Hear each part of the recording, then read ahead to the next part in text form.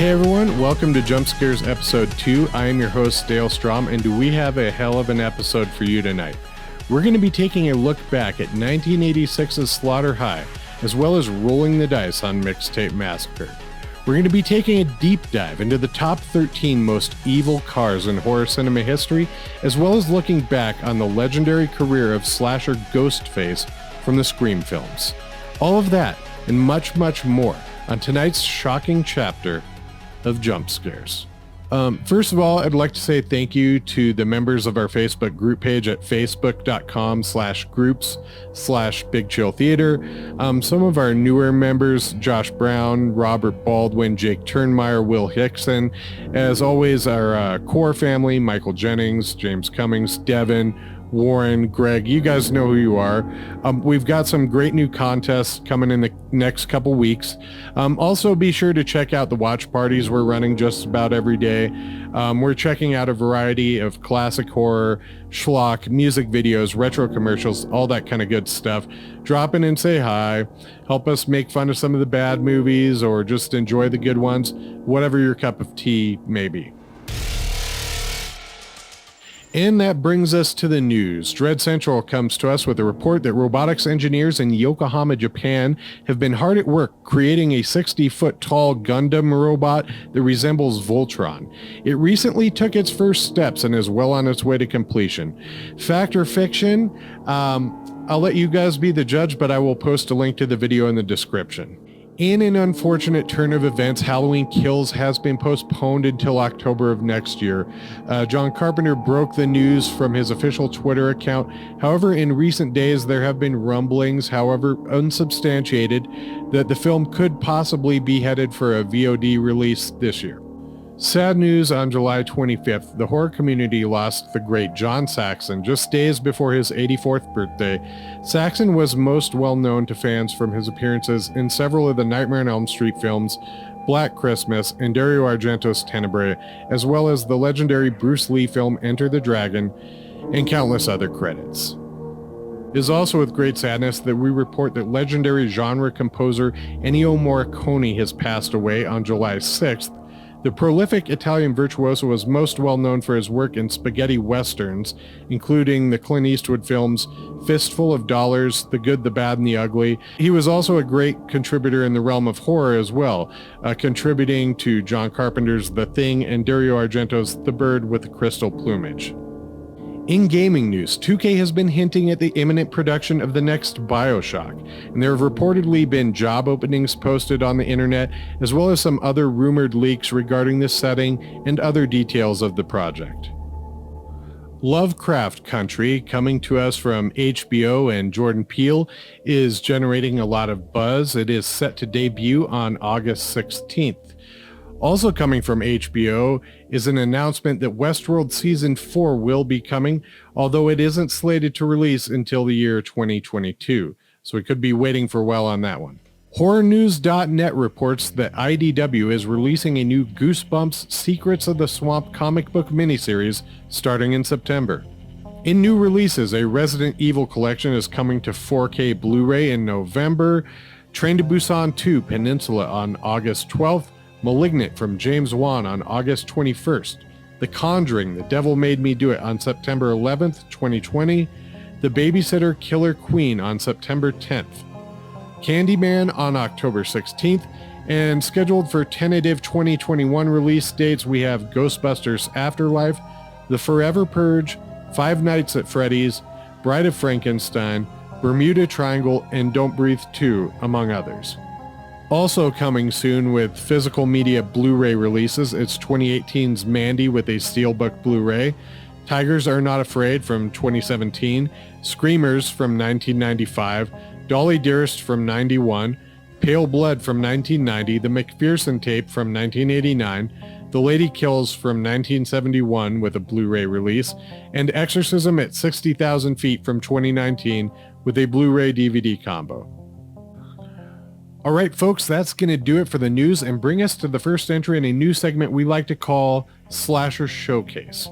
In our inaugural episode, featuring a combined total weight of 260 pounds soaking wet and hailing from Woodsboro, California, the ninjas of the 90s, the monsters of meta, the master slashers, the one and only, or maybe not, Ghostface.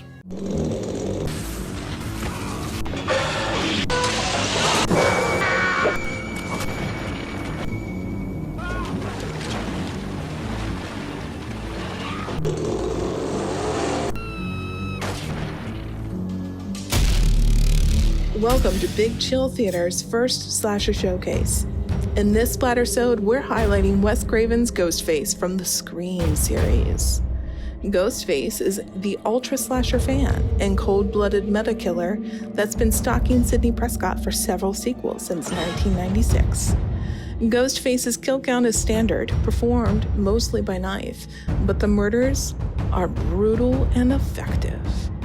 This costume is available at your local corner store, allowing Ghostface to blend in easy, appearing and disappearing from anywhere.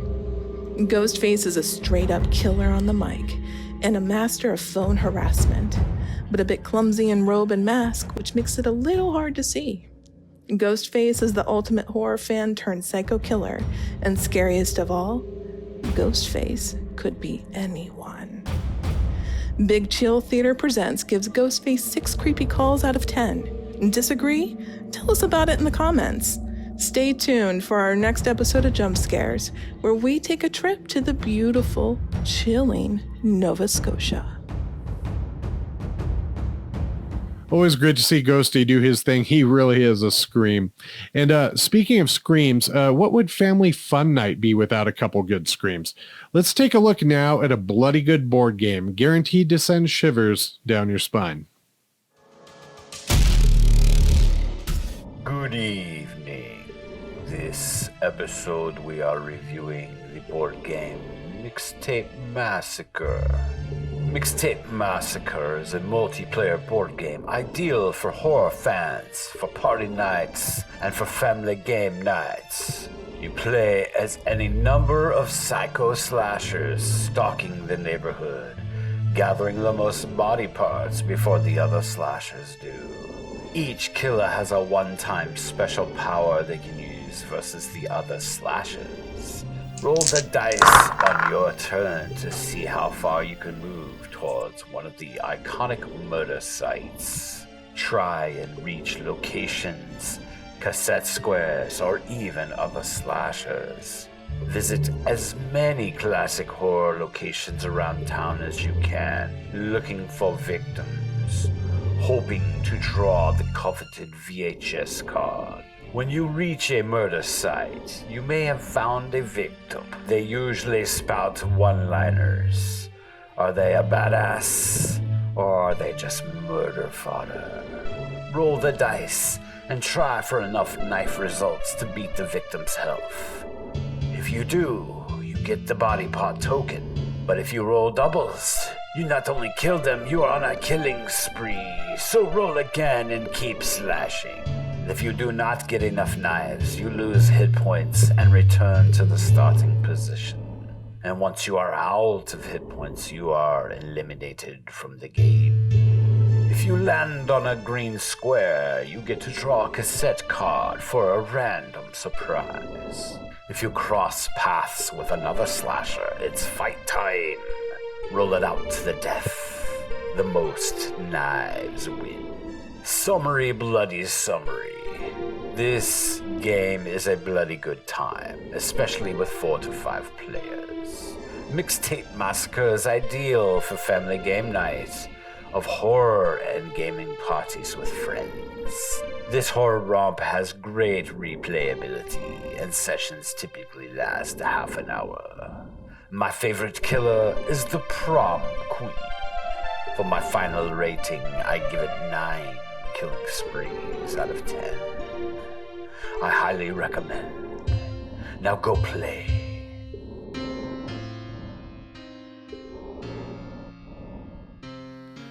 Thank you, Dr. Vukula. You always know how to show us such a good time. Which reminds me, there's nothing quite like a summer afternoon drive straight into the bowels of hell, With the top 13 evil cars, it's our good friend Warren with a tale to tell. The top 13 evil cars. Freddy's school bus. At the beginning of A Nightmare on Elm Street 2, our hero is having a nightmare in which he's picked up for school by Freddy! Oh no! Freddy turns the bus into a monster and drives it off-road before proceeding to slash everyone inside to death. Although the bus doesn't really have anything else to do with the movie after this point, it's probably the best part of the whole movie. The bus itself is an International Harvester Lodestar. The car from Wheels of Terror. The car from Wheels of Terror is a 1974 Dodge Charger that's been customized a little bit. It's unclear whether or not this car is meant to be supernatural. It certainly seems to teleport around a lot, and we never see the driver, and the only person to get in the car and get out alive only says that, "I saw it." Yeah, not "I saw him."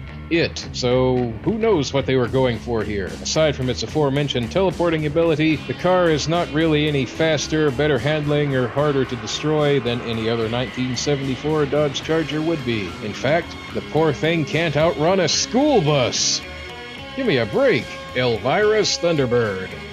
Elvira's Thunderbird is either a 58 or a 59, sources vary, and Cassandra Peterson apparently actually owns it in real life. Anyway, the Thunderbird is not supernatural in and of itself, and in her first movie at least, neither is Elvira, until the very end when she discovers she's a witch and unlocks her powers. Presumably after that, the Thunderbird takes on a life of its own as her familiar of sorts. Anyway, it's mostly on this list because Elvira is such a horror icon in her own right, and the car does look really cool, if nothing else. The Hearse. The Hearse is a 1952 Packard funeral coach used by members of a satanic cult to run people they don't like off the road. The Hearse isn't really supernatural or special in any way by itself, but it warrants a mention here anyway just because it looks so cool. At least I assume it does. The movie is rather poorly lit, so all you can really see is the chrome grille slithering around in the darkness. I don't know if the effect was intentional or not, but that makes this car a lot creepier than it had any right to be. The Munsters Coach. This is one of the more interesting cars on this list in real-life terms because it was a complete custom. It is not based on any particular car, except that it used body panels from a few junked Model Ts customizer George Barris had laying around. The frame is custom-made, the radiator is custom-made, the suspension is custom. Everything on this car is a one-off. The car from The Car. The main antagonist of this 1977 movie is a 1971 Lincoln Continental Mark III that has been customized by the devil himself. Yes, that's right. It's literally the devil's hot rod. What does the devil do with a hot rod, you might ask? Why, he does things like run down innocent children, run over honest cops. However, the devil doesn't run over people who beat their wives. Now, the car may be even more powerful than Christine because it has supernatural speed, supernatural maneuverability, and it is indestructible. Instead of having a healing factor like Christine, the car simply can't be damaged in the first place. Shoot at it, you'll miss. Try to run it off the road, your car will explode. Bury it under tons of rock, it'll just reappear somewhere else and continue its reign of terror. There is no stopping the car. I mean, it is the devil's hot rod after all. Stuntman Mike's Cars from Death Proof. Death Proof is about a guy named Stuntman Mike who modifies cars to be death-proof, which is to say, no matter how bad he wrecks, he won't be hurt. His passengers, on the other hand, aren't so lucky. In fact, this is how he goes on a serial murder spree, by wrecking his death-proof cars, killing his passengers, and surviving himself. Mike drives two cars in the movie, a 1971 Chevy Nova and a 1970-71 Dodge Charger that has been modified to be a triple homage. It is painted to look like the car from Bullitt, has grille and rear end modifications like the General Lee from the Dukes of Hazzard, and has the same license plate as the Dodge Charger from Dirty Mary Crazy Larry. The cars may not be supernatural or really evil, but their driver certainly is. One of the most despicable characters in recent cinema. The Turbo Interceptor from The Wraith. In real life, the car was a Dodge M4S Turbo Interceptor, a concept car that was never intended to reach production, powered by a turbocharged four-cylinder engine capable of reaching 195 miles an hour. The cars in the movie, however, were actually VW Beetles with fiberglass bodies on them. In fact, in a couple of scenes, you can actually see the VW suspension if you look closely enough. However, whatever they were in real life, it doesn't take away from how cool this car was in the movie. The plot concerns a young man who is murdered by a gang, and then he comes back from hell, or whatever, with this awesome car that he uses to run them off the road to their deaths. The Turbo Interceptor is another contender for the most powerful vehicle on this list, because not only is it completely supernatural, it also cannot be destroyed by any means. It can be damaged, sure enough, and it can even be blown up, but it just comes back even more powerful every time. Ash's Oldsmobile from the Evil Dead series. This car isn't really the monster, or evil at all. In fact, it's just a car that happens to be owned by the protagonist. It doesn't do a whole lot in the first two movies, but in Evil Dead 3 Army of Darkness, Ash is sent back in time to the Middle Ages and converts his car into a battle machine with a spinning blade on the front, armor, and gun portals so that he can shotgun deadites from the safety of his driver's seat. It's more iconic than anything else. The Green Goblin truck from Maximum Overdrive.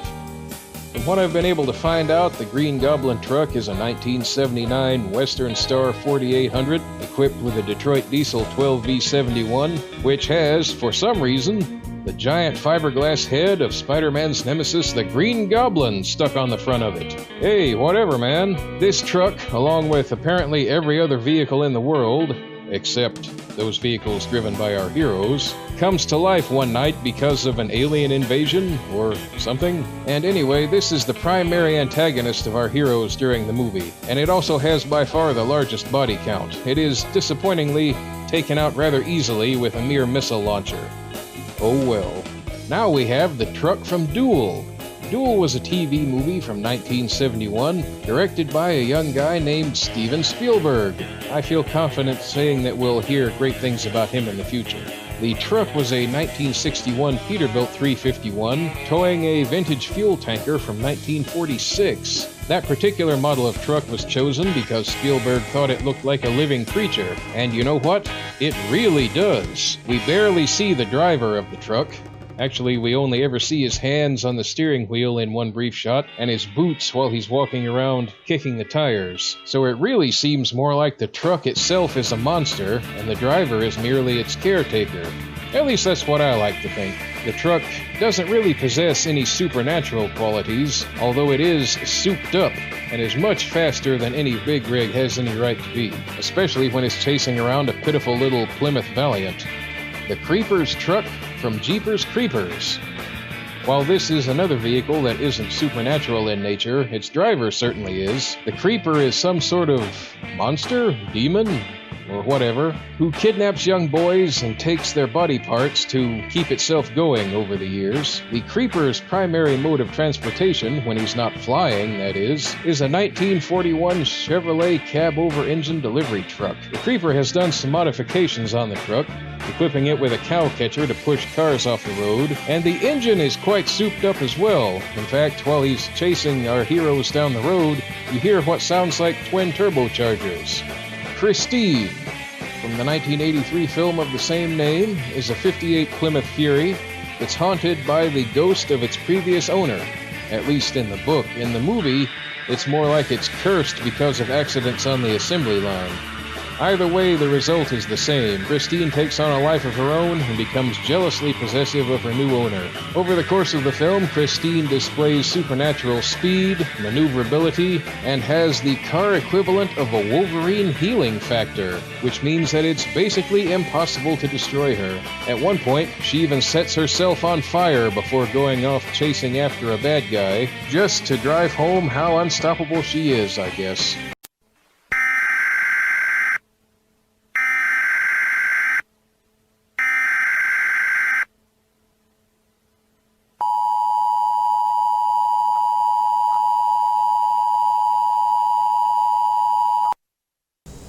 The following is a message from the emergency broadcast system. This is not a test. The governor has issued an order that the city of Haddonfield is on emergency lockdown. Police report that there has been a security breach at Smith's Grove Sanitarium. Several patients are reported missing, some of them dangerous. Please take caution. Do not leave your home. Lock your doors. Do not answer your door for anyone you don't know. Stay tuned to local news for updates. This has been a message from the emergency broadcast system.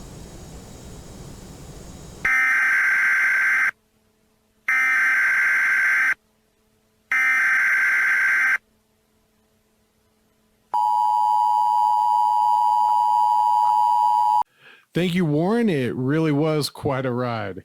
Next up is a classic retro review from our nasty neighbor, Rabidus Hunter III, with a fresh take on a tasty treat from the golden age of slashers. It's Slaughter High. Ever tried it under the shower before? Slaughter High. Written by 3 people who saw Friday the 13th.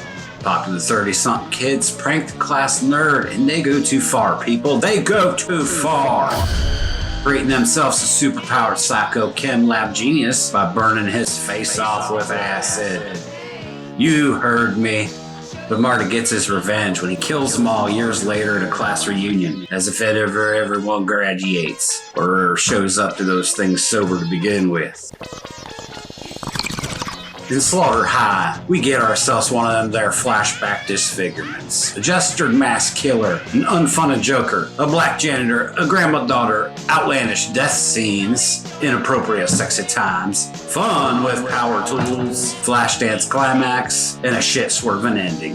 Things I learned from Slaughter High: April Fool's Day ends at noon. High schools have bathtubs, beds, and inconsistent lockers. Wormy guys make great athletes. Psychos play by the rules, whatever that means.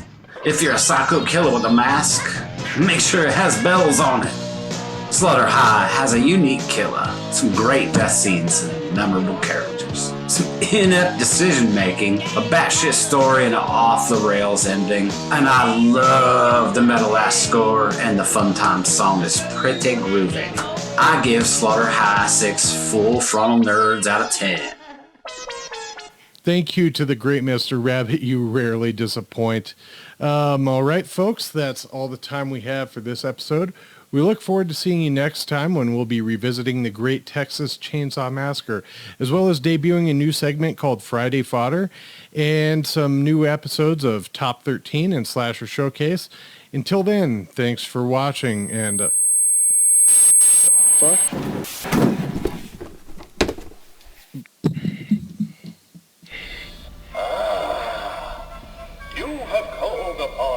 The awesome powers of the all-seeing Zoltan. I shall consult my mystic crystal. Yes, I see. No, beware, no! The great Zoltan slumbers.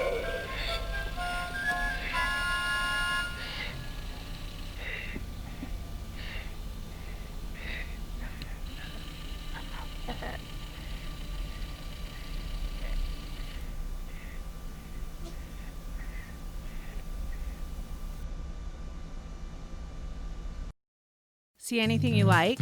Stab those like and subscribe buttons to keep up to date on all the latest features and retrospectives. Special thanks to our Facebook group members. Be sure to join the discussion at facebook.com/groups/Big Chill Theater.